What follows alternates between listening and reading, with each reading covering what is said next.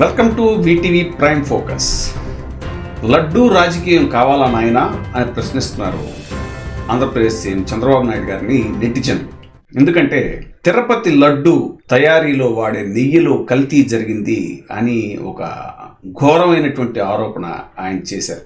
తిరుపతి లడ్డూని రాజకీయం చేయటమేంటని ప్రజలు చాలా ఇదవుతున్నారు. మీరు దేవుని రాజకీయం చేయడం ఇది కొత్త కాదు.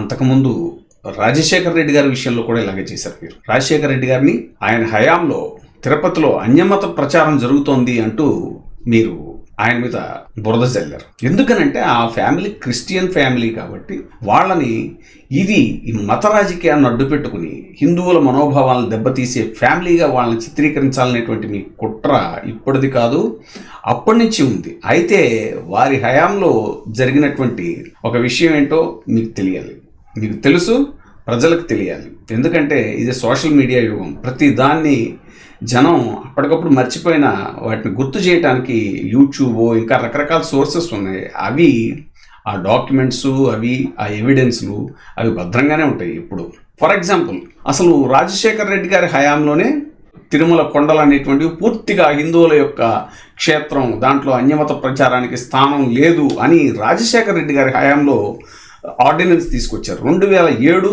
జూన్ 2న ఒక ఆర్డినెన్స్ ఇష్యూ చేశారు. ఇది హిందుస్థాన్ టైమ్స్ పత్రికలో 2007 జూన్ 9న రిపోర్టింగ్ అయింది.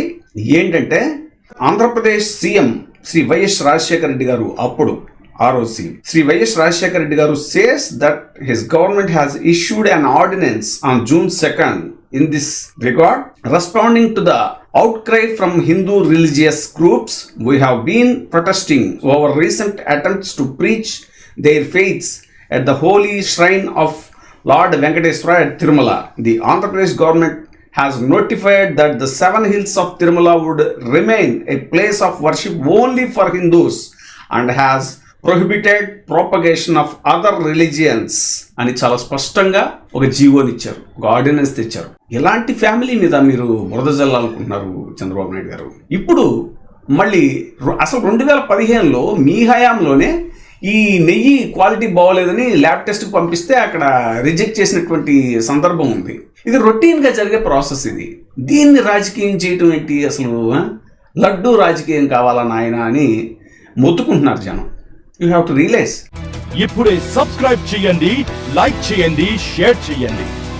వీటీవీ ప్రైమ్, నీ ఉత్తమాభిరుచుల సమ్మేళనం.